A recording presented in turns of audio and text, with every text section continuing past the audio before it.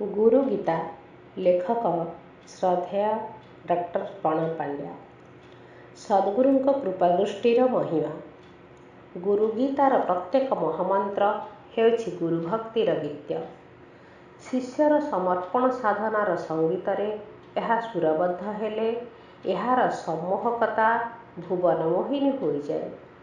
ଗୁରୁଭକ୍ତିର ଏଇ ଗୀତ ସମର୍ପଣର ସଙ୍ଗୀତରେ ସଜ୍ଜିତ ହୋଇ ଶିଷ୍ୟର ଚେତନାରେ ଐଶ୍ୱରିକ ଆଲୋକ ସୃଷ୍ଟି କରେ। ଏ ପର୍ଯ୍ୟନ୍ତ ଅନେକ ଶିଷ୍ୟଙ୍କର ଏହି ମହାସତ୍ୟର ଅନୁଭୂତି ହୋଇଛି। ବର୍ତ୍ତମାନ ମଧ୍ୟ ଅନେକ ଏହି ସତ୍ୟକୁ ନିଜ ଜୀବନର ପରିଭାଷା ଭାବରେ ଗ୍ରହଣ କରି ଏଥିରେ ଲାଗି ପଡ଼ିଛନ୍ତି।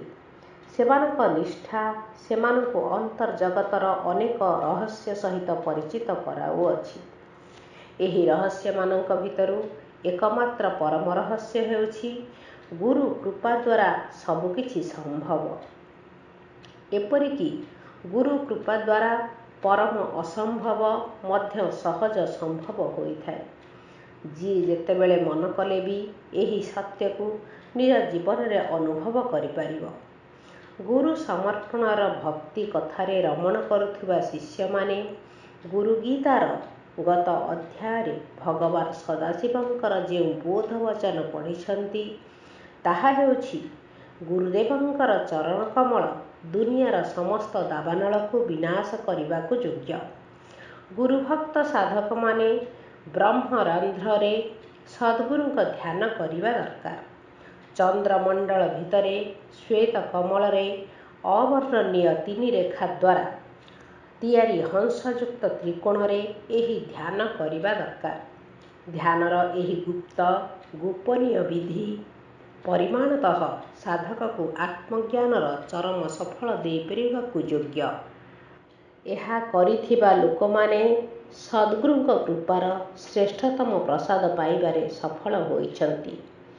ଗୁରୁକୃପାର ଏହି ସାଧନା ମହିମାକୁ ଆହୁରି ଅଧିକ ସ୍ପଷ୍ଟ କରି ଭଗବାନ ଭୋଳାନାଥ ଜଗନ୍ମାତା ପାର୍ବତୀଙ୍କୁ କହିଛନ୍ତି, ସକଳ ଭୁବନ ସୃଷ୍ଟିଃ କଲ୍ଲିତଶେଷପୃଷ୍ଟିର୍ ନିଖିଳ ନିଗମ ଦୃଷ୍ଟିଃ ସମ୍ପଦ୍ୟବ୍ୟର୍ଥ ଦୃଷ୍ଟିଃ ଅବଗୁଣ ପରିମାଷ୍ଟିಸ್ತತ್ಪದಾರ್ಥೈಕ ଦୃଷ୍ଟିର୍ ಭವಗುಣ ಪರಮೇಷ್ಟಿರ್ಮೋಕ್ಷ ಮಾರ್ಗೈಕ ದೃಷ್ಟಿಃ ಸಕಲ ಭುವನ ರಂಗ ಸ್ಥಾಪನಾ ಸ್ತಂಭ ಯಷ್ಟಿಃ ಸಕರುಣ ರಸ ವೃಷ್ಟಿಸ್ತತ್ವ ಮಾಳಾ ಸಮಷ್ಟಿಃ ಸಕಲ ಸಮಯ ಸೃಷ್ಟಿಃ ಸಚಿದಾನಂದ ದೃಷ್ಟಿರ್ ನಿವಸತು ಮಯಿ ನಿತ್ಯಂ ಶ್ರೀ ଗୁରୁର୍ଦିବ୍ୟ ଦୃଷ୍ଟିଃ। ଶ୍ରୀ ଗୁରୁଙ୍କର କୃପା ଦୃଷ୍ଟି ସେମାନଙ୍କଠାରେ ନିତ୍ୟ ନିବାସ କରୁ।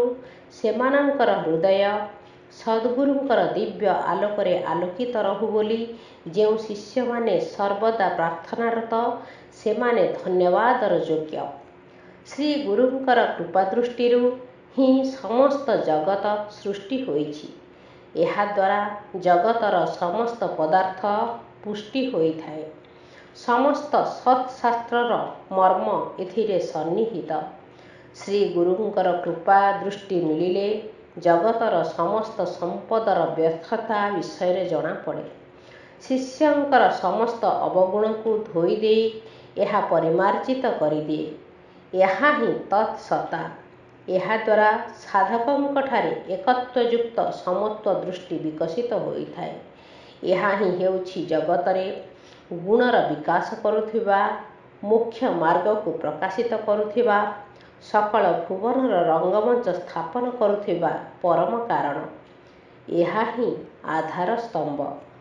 କରୁଣାରସ ବର୍ଷଣ କରୁଥିବା ସଦ୍ଗୁରୁଙ୍କର ଏହି କୃପାଦୃଷ୍ଟିରେ ପୁରୁଷ ଓ ପ୍ରକୃତି ସହିତ ଅନ୍ୟ 24 ତତ୍ତ୍ୱ ରହିଛି।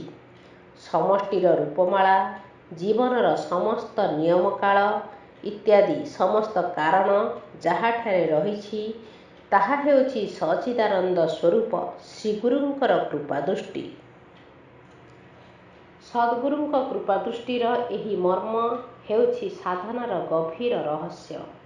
ଏହା କେବଳ ଯୋଗ୍ୟ ଶିଷ୍ୟଙ୍କର ସମ୍ମୁଖରେ ହିଁ ପ୍ରକଟିତ ହୁଏ। ସାଧାରଣ ଲୋକ ତ ଏହାର ବାସ୍ତବ ଅବଧାରଣା ବି କରିପାରିବେ ନାହିଁ। ଏହାର ରହସ୍ୟକୁ ଚିହ୍ନିବା ତ ଦୂରର କଥା, ଶିଷ୍ୟତ୍ୱ ଯାହାଠାରେ ଗଭୀର, ସମର୍ପଣର ସାଧନାରେ ଯିଏ ପ୍ରବୀଣ, ଗୁରୁଚରଣରେ ଯିଏ ନିଜର ଅହଙ୍କାରକୁ ବିସର୍ଜନ କରିଛନ୍ତି, ସେହି ସାଧକ ହିଁ ଏହି ଅନୁଭୂତିର ଅଧିକାରୀ ହୁଅନ୍ତି।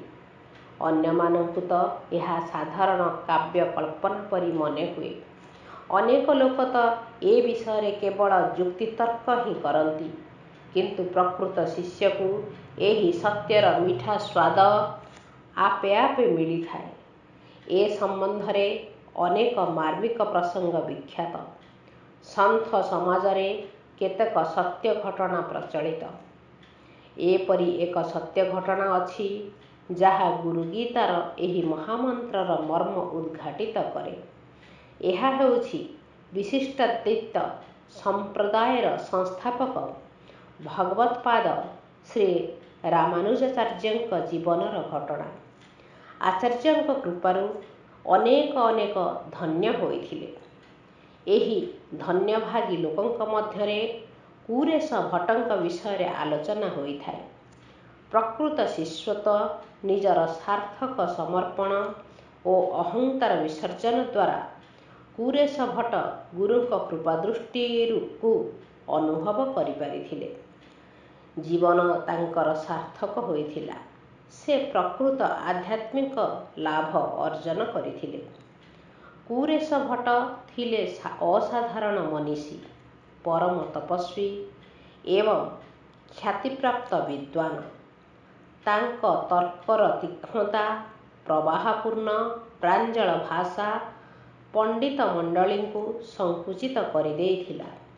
ପଣ୍ଡିତ ସମାଜରେ ତାଙ୍କର ଭାରି ସମ୍ମାନ ଥିଲା। ଅନେକ ଯୋଗ ଓ ତନ୍ତ୍ରର ସିଦ୍ଧି ତାଙ୍କ ପାଇଁ ସହଜ ସୁଲଭ ହୋଇଥିଲା। କିନ୍ତୁ ସେ ଆଧ୍ୟାତ୍ମର ଯଥାର୍ଥ ତତ୍ତ୍ୱରୁ ବଞ୍ଚିତ ଥିଲେ। ସେଥିପାଇଁ ତାଙ୍କ ମନରେ ଦୁଃଖ ତ ଥିଲା, ତା ସହିତ ପରମ ବିଦ୍ୱାନ ଓ ସିଦ୍ଧିସମ୍ପନ୍ନ ବୋଲି ତାଙ୍କ ମନରେ ସୂକ୍ଷ୍ମ ଅହଙ୍କାର ମଧ୍ୟ ଥିଲା। ଆଧ୍ୟାତ୍ମର ଜିଜ୍ଞାସା ଏବଂ ବିଦ୍ବତ୍ତାର ଅହଂ ତାଙ୍କୁ ଦ୍ୱନ୍ଦ୍ୱରେ ପକାଇ ଦେଇଥିଲା।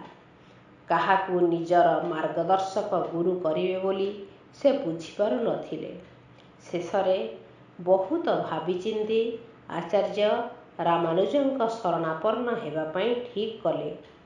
ସେତେବେଳେ ଆଚାର୍ଯ୍ୟ ଥିଲେ ଭାରତ ଭୂମିର ସର୍ବମାନ୍ୟ ବିଦ୍ୱାନ।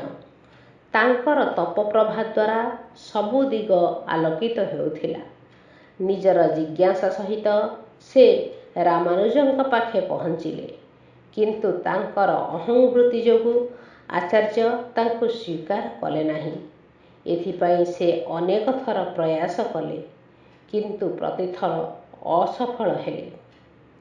ଦିନେ ସେ ଆଚାର୍ଯ୍ୟଙ୍କ ପାଖରେ ବସିଥିବା ବେଳେ ଆଚାର୍ଯ୍ୟଙ୍କର ଧରମ ଭଉଣୀ ଅତୁଳା ଆସି ତାଙ୍କୁ କହିଲେ, ଭାଇ, ଶାଶୁ ଘରେ ରୁଟି ତିଆରି କରିବାକୁ ମୋତେ ବଡ଼ କଷ୍ଟ ହେଉଛି। ଯଦି ଆପଣଙ୍କ ପାଖରେ କେହି ଉପଯୁକ୍ତ ଲୋକ ଅଛନ୍ତି, ତେବେ ମୋତେ ଦିଅନ୍ତୁ। ତାହେଲେ ସିଏ ମୋ ଶାଶୁ ଘରେ ରନ୍ଧାବଢ଼ା କରିବେ। କିଛି ସମୟ ଚିନ୍ତା କରିବା ପରେ କୁରେଶ ଭଟ୍ଟଙ୍କ ଉପରେ ଆଚାର୍ଯ୍ୟଙ୍କର ଆଖି ପଡ଼ିଲା ଏବଂ ସେ କହିଲେ, କୁରେଶ, ତୁମକୁ ମୁଁ ମୋ ଶିଷ୍ୟତ୍ୱ କରିପାରିବି ନାହିଁ, କିନ୍ତୁ ତୁମେ ଚାହିଁଲେ ମୋ ଭଉଣୀ ଘରେ ପୂଜାରୀ ହୋଇ ରହିପାରିବ। ପରମ ଧନବାନ, ମହାନ ବିଦ୍ୱାନ, ପ୍ରଚଣ୍ଡ ତପସ୍ୱୀ, ସିଦ୍ଧିସମ୍ପନ୍ନ କୁରେଶଙ୍କ ପାଇଁ ଏ ପ୍ରସ୍ତାବ ଶୁଣି ପାଖରେ ବସିଥିବା ଲୋକମାନେ ଚମକି ପଡ଼ିଲେ। କୁରେଶ ଅହଂଭାବଗ୍ରସ୍ତ ଥିଲେ ମଧ୍ୟ ଶାସ୍ତ୍ରର ମର୍ମ ସହିତ ପରିଚିତ ଥିଲେ। ସଦ୍ଗୁରୁଙ୍କ କୃପାଦୃଷ୍ଟିର ମର୍ମ ତାଙ୍କୁ ଜଣାଥିଲା। ମୁହୂର୍ତ୍ତେ ମାତ୍ର ଡେରି ନ କରି ସେ ପ୍ରସ୍ତାବ ସ୍ୱୀକାର କରି କହିଲେ, ପ୍ରଭୁ, ଶିଷ୍ୟ ନ କଲେ ବି ଆପଣ ମୋତେ ଆପଣଙ୍କ ସେବକ ହେବାର ଗୌରବ ଦେଇଛନ୍ତି।